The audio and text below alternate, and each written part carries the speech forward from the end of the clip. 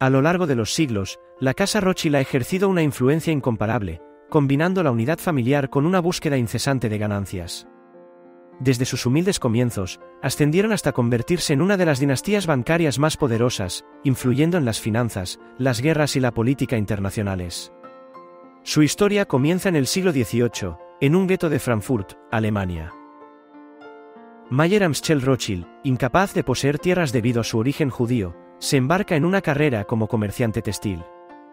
Las condiciones en el gueto no son favorables, pero su espíritu emprendedor lo lleva a buscar alternativas más rentables.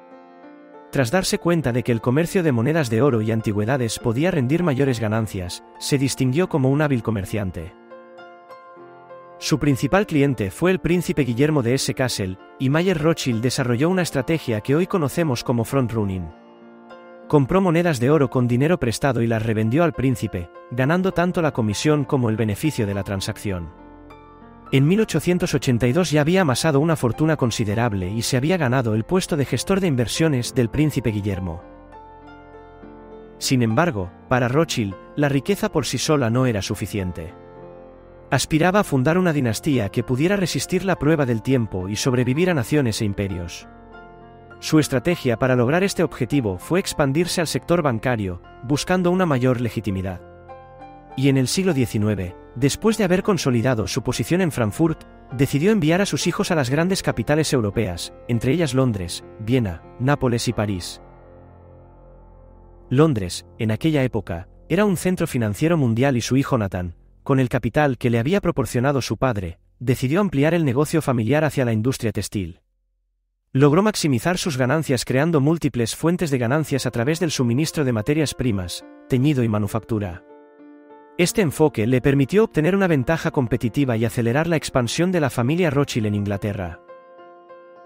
La visión de Mayer Rothschild se hizo realidad, la dinastía no solo sobrevivió, sino que, para asegurarse un ingreso estable, Nathan Rothschild se aventuró en el contrabando de telas y metales preciosos, ganándose una reputación de astuto hombre de negocios. En 1888, su negocio en Londres creció rápidamente, alcanzando los 800.000. Con un capital importante, decidió transformarlo en un banco más grande que el de su padre. En 1812, cuando la salud de su padre empeoraba, Mayer instó a sus hijos a mantener la unidad familiar como prioridad. Durante las guerras napoleónicas, Nathan encontró una oportunidad única, compró oro para el duque de Wellington, que necesitaba fondos para la campaña. Con una rápida operación, logró llevar el oro a Francia, realizando un negocio extraordinario que consolidó su riqueza. Tras la muerte de Nathan Rothschild, su hermano James toma las riendas de la dinastía. Ante la creciente competencia, James invierte en ferrocarriles e industrias como la metalurgia. Cuando la sucursal francesa de los Rothschild está en crisis, Lionel Rothschild, en Londres, salva la situación con un préstamo.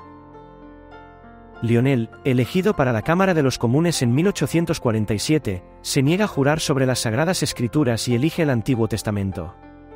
A medida que James envejece, Lionel se convierte en el cabeza de la familia, pero está surgiendo un nuevo imperio bancario que desafía a los Rothschild. Junius Morgan toma el control de George Peabody Company en 1874 y, viendo oportunidades en la financiación gubernamental, invierte en guerras.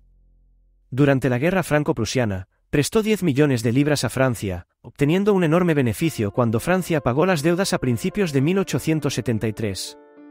La casa Morgan crece y se convierte en un poder, mientras los Rothschild, tras la muerte de James, invierten en el extranjero para recuperar el éxito perdido. En 1893, cuando Estados Unidos atravesaba una crisis económica, J.P. Morgan se asoció con los Rothschild para ayudar al gobierno estadounidense a evitar el colapso comprando oro para la Reserva Federal. Este acuerdo consolida a Estados Unidos como una superpotencia. Sin embargo, a principios del siglo XX, las tensiones europeas estallaron en la Primera Guerra Mundial, donde los Rothschild se encontraron apoyando a facciones opuestas. A pesar de su éxito, la casa Morgan emergió como la dinastía bancaria líder del mundo, financiando a los Estados Unidos durante la guerra. Al final de la Primera Guerra Mundial, la casa Rothschild está en crisis y sus sucursales bancarias están cada vez más fragmentadas. En Europa, marcada por agitaciones económicas y políticas, se desarrolla un clima de creciente antisemitismo. En Alemania, la situación empeora con el ascenso de Hitler y las ramas alemanas de los Rothschild están en peligro. En 1940, muchos miembros de la familia huyeron de Europa para evitar la persecución nazi, sufriendo graves pérdidas financieras y personales. En el periodo de posguerra, N.M. Rothschild se propuso reconstruir la familia, centrándose en la financiación de proyectos gubernamentales, pero en los años 1970 y 1980 se produjeron cambios significativos en el mundo bancario.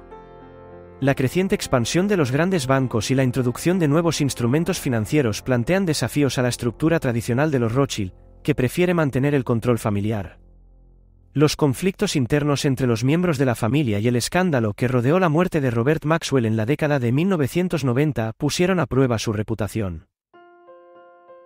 A pesar de ello, en 2023 la familia Rothschild diversificó sus inversiones en diversos sectores, manteniendo una presencia central en el sector bancario pero expandiéndose también hacia la banca de inversión, la gestión de activos y la filantropía. Su capacidad para mantener el legado familiar, incluso dejando pasar algunas oportunidades, les ha permitido adaptarse a los cambios en el panorama financiero mundial.